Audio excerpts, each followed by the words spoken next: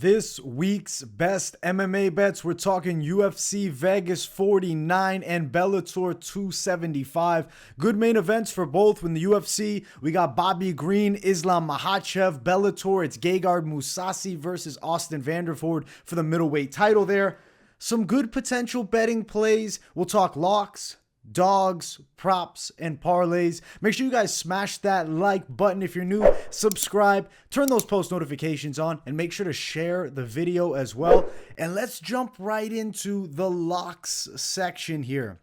Now, the first lock, I'm going to go through UFC first, and then I'll jump into Bellator. First one is going to be Ramiz Brahimaj. I like him in this spot against Michael Gilmore a ton. Problem is, it's not necessarily a great betting spot because of how widespread of a favorite he is. Right now, he's sitting around the minus 400 range. Best value I can find him at will be around minus 350. It's not a great money line bet. He's more of a parlay addition. Maybe you like the prop side of things. I like Brahimaj by submission. This is his game, his submission. He's plus 100 for that. If you can find anything plus money for the sub, might be worth playing something on it. But it's not fantastic value, but he should be a level above Michael Gilmore when they face off in the cage. We'll start it off the first lock. Ramiz Brahimaj, who looks to bounce back after losing to Court McGee not too long ago, about a month and a half. Next fight that I feel like is a lock is going to be Jonathan Martinez to beat Alejandro Perez. Martinez does striking a fair amount better. I've always been impressed with Martinez's game. He just hasn't necessarily found the wins. I think in this spot he should pick Perez apart for the 3 rounds. The favorite status is minus 225, so it's not fantastic value, but I still think minus 225, it could be something that you play money line or parlay type edition. If I had to lean you towards a certain prop on this one, I really lean decision. I feel like Martinez works him over the full 3 rounds. Right now, Martinez wins by decision, upwards of plus 145, so I don't think that's too bad value for the Jonathan Martinez side, who I do see as a lock on this card. Now, the next of the locks of the night, some ladies going after it. It's Jinyu Frey over Hannah Goldie. I think Frey will be exceptionally better technically everywhere than Hannah Goldie. The odds for Jinyu Frey are very playable. Money line, minus 165 for Frey. Goldie sitting at plus 160. I like the Frey side. Definitely leaning towards win by decision. Could be potentially, worrisome. Let's say she locks up some type of sub, lands some clean shots. She can definitely strike, and Frey could find the chin of Goldie and put her out of there. Still, I think Frey will not be able to get the stoppage. I'm really leaning towards decision. I think Goldie also has some decent durability. For Frey wins a decision in this one. It's sitting at plus 110, so a little bit of plus money. I prefer the money line way more on that one, but I got Jinyu Frey as a lock, and I am expecting a good result with her. It's ladies MMA. Sometimes it gets worrisome to bet. There's fights where it just doesn't go their way. I think this matchup, it goes the Frey way. Now, the next one, I am hype on this prospect, Ignacio Bahamondes, minus 210 over Rong Zhu.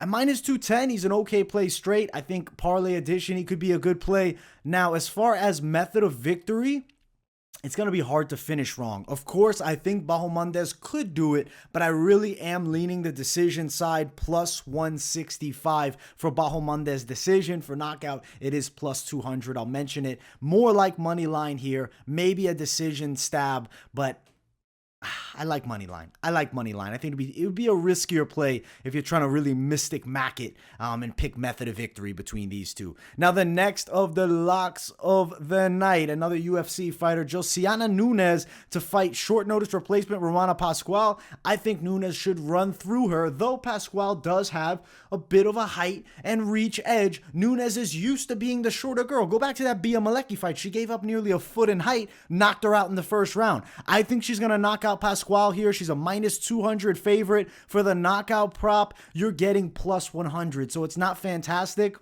I think fight definitely doesn't go distance. That's minus 180. Maybe that's the play to lean towards. Or you play Nunes money line minus 200. I expect her to beat Romana Pascual in this spot. Under 2.5 minus 155, under 1.5 plus 115.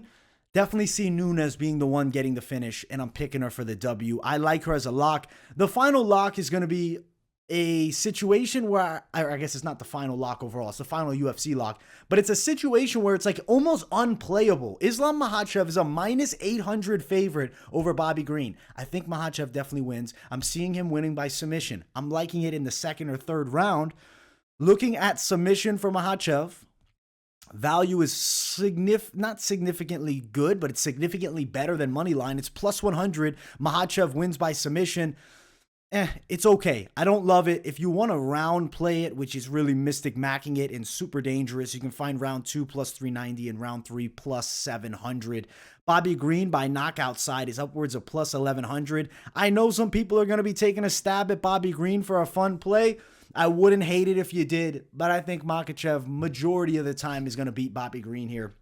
Green very good with the stand-up, technical, volume guy. He doesn't have the one-touch KO power, and against a guy like Makhachev, you need to hurt him badly and get him out of there. You don't want to work 5 rounds with Makhachev. Makhachev for the win. I see him getting a sub. If it did go distance, I mean, that'd be pretty impressive on the side of Bobby Green. I guess out of curiosity, let me see what that decision prop is at. Excuse me.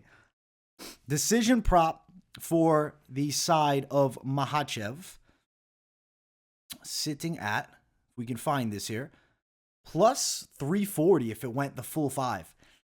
That could be it. Over 1.5 minus 160. I think Green could survive that. That's not a bad over-under play, but definitely I'm feeling the Makhachev side as a lock. Now, the Bellator side of things. Let's be honest. Bellator is always a bit riskier than the UFC, especially considering something a lock in Bellator.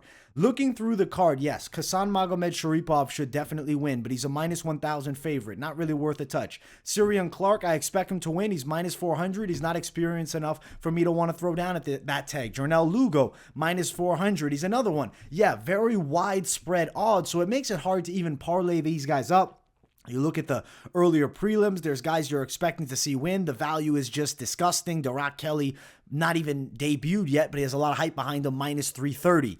For me, if I have to just throw a lock out there, it's going to be hard for me to give you Bellator locks on these favorites, but I'm going to have to jump on the side of Sinead Kavanagh for a value style lock. Minus 120. I see her beating Leo McCourt by a decision. I like Sinead Kavanagh. If you were playing that decision side, I'm not recommending you do whatsoever, but if you did, it's plus 230 for that. Decent locks. Obviously, you see strong bias towards UFC as far as locks go. Bellator, a place where you bet the dog to really come out big. Now, let's talk some dogs overall. We'll do UFC and then we'll do Bellator. I think we have some nice ones for both organizations. Smash that like button too if you guys haven't yet, and if you're new, subscribe. And let's talk the first dog of the night that I like. Arman Petrosian to knock out Gregory Rodriguez. Moneyline, he's plus 165. If he were to win by knockout, the value of Petrosian KO is sitting at plus 200. It's close to the money line play. For that reason, I'll lean you towards playing at money line if you're dogging him up, but it's still a plus 200 value for Arman Petrosian, who I do see potentially knocking Gregory Rodriguez out. Not an easy fight. We're really going to see the level of Petrosian. I expect him on the feet to be a fair amount better as long as he can defend those takedowns. I can see the knockout. Next one is Terrence McKinney over Faraz Ziam. I'm big on McKinney. I think he's a legit prospect. Plus 125. Has the wrestling in the back pocket, but is an absolute dynamite stand-up fighter with serious knockout power in his punches and his kicks. Dangerous high kicks. The guy gets everybody out of there early. Faraz Ziam's a very technical striker, but the way you beat technical guys tends to be controlled chaos, and that's what you get from Terrence McKinney. Plus 125 money line, but let's say you want the knockout side. You want to play McKinney KO. It's upwards of plus 240. I definitely am going to be taking a little stab at that knockout prop. I think it's worth a touch. I got McKinney by KO, and I think he's a great dog in the UFC. Next UFC dog that I am feeling, Victor Altamirano at plus 120 over Carlos Hernandez, though I will tell you, debuting guys, very tricky matchup, could easily go the other way. I'm leaning Altamirano plus 120. I don't love the bet, but I don't hate the bet either. It's still plus money. I think that's decent value. I expect us to go long here. Fight goes distance, minus 150. If you went Altamirano, win via decision, which is the result I expect. It's plus 250 for Altamirano, win via decision there. Now, the next of the dogs, and this is going to jump us towards the side of Bellator. I like the Bellator dogs, guys. I love attacking the Bellator dogs. First one that we'll list is Charlie Leary over Davy Galland. Leary can box. He's rangy. He has wins by knockout. I really believe he can stop Davy Galland here. I like him straight money line, plus 145. If you want to play an inside the distance play, that's all that I'm seeing right now. As the week goes on, I will lean you towards the knockout prop side, but unfortunately, just 2 days out from the event, we don't have the knockout props available. But if they don't exist, still, you can go Leary wins inside distance is plus 335. I think that's some pretty solid upside for him as an underdog. The next one that I'm feeling, I like Austin Vanderford in the main event to upset the champion Gegard Mousasi, plus 200. Definitely lean you towards straight money lining it if you're playing it, because plus 200 is fantastic value. I do expect Vanderford decision. That's plus 355. Definitely leaning you towards money line if you're touching it. Of course, Gegard, proven vet, could easily go the other way, but I'm picking Austin Vanderford for the upset. I think the wrestling will be a problem here. Gegard Mousasi 100% could prove me wrong in this spot, though. But I like Austin Vanderford, and I like plus 200. It's definitely a play that I'll be doing myself. And now, the final dog that I feel has maybe some value touching, but I'm going to put a big maybe on this one. This is like a huge question mark. It's going to be Gokhan Sarakam taking on Baby Fedor. I'm going the Kirill Sdilnikov side, who is Baby Fedor, over Gokhan Sarakam, lacking confidence for it, but at plus 240, I think it could happen. We haven't seen enough out of Sarakam yet. He's 6-1 as a pro. We got a lot of experience again on the opposite side with Sdilnikov.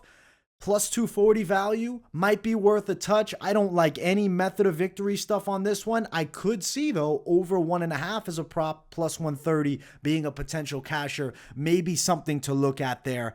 Overall, the dogs I think we have this week are pretty damn solid. I'm excited to see if they end up coming through. The locks are pretty good as well. We'll talk some over-unders that I'm seeing. Sarukian Alvarez, I'm liking over 1.5. That's minus 175. Surkanov Turman, I think it's a bit of a steal. It's minus 165 for that to be over 1.5. I see that one being a fight that goes probably the full distance there. So over 1.5 is actually some pretty smooth value.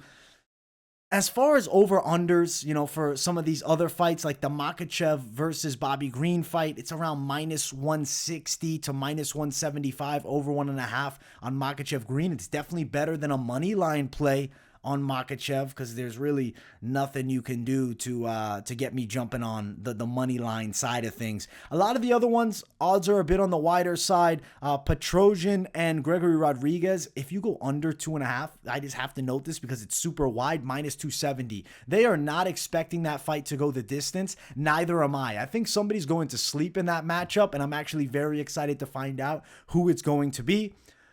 Josiana Nunes, Romana Pascual over under. The under 2.5 is minus 155. Pascual taking it on short notice. I definitely could see her potentially getting stopped and potentially being in the first or even second round. And then the final over under that I think has some decent value is over 2.5 on Perez Martinez at minus 150. I do see that one probably going the full 3. Be cautious with the props.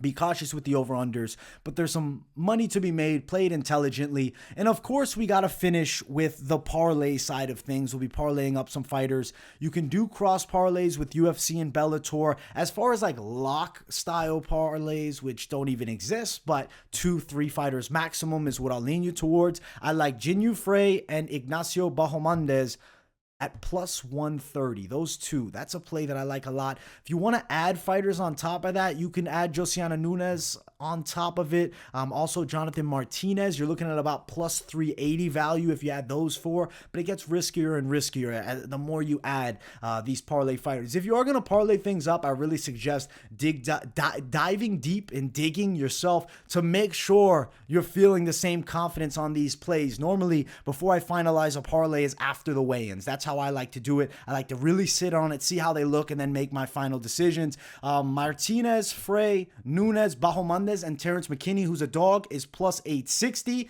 If you're like, listen, I want 3 fighters, but add a dog inside, Frey Bahamondes, Arman Petrosian, plus 450 as a parlay 2. Frey, Bahamondes, Petrosian, and Brahimaj. I think Brahimaj could be a good addition, but he's just a really big favorite, so it's not going to be great for your line. Plus 590. And then if you want to go nuts and you say, listen, give me that main event underdog from Bellator. So we'll go Austin Vanderford, Ramiz Brahimaj, who's a strong confidence favorite, Arman Petrosian, who's an underdog in the UFC, Ignacio Bahamondes, and Jin Yu Frey. Plus 2,000 would be the Hail Mary of the week, something that I'll be throwing just a smidge down on, but it's fun, and I do think it could potentially cash. I had a big parlay last week, cash with Bellator, adding in, all the main card fighters and an over 1.5 on the Brennan Ward, Brandon Bell fight, and that cashed nicely. So it definitely could happen. Those bigger parlays could come through, but played intelligently. Don't go throwing the house on it thinking it's a guarantee. The fight game is crazy, and we see crazy shit happen every single week. I hope you guys enjoyed another episode of this week's Best MMA Bets. Let me know in the comments what you guys think. Make sure you smash that like button. If you're new to the channel, subscribe. Turn those post notifications on, and do me a favor, share the video as well if you really enjoyed the content. I'll be live for the full card on the channel for both Bellator and the UFC, so make sure you tune into those fight companions. Much love, my people, and I will see you all in the next one. Peace.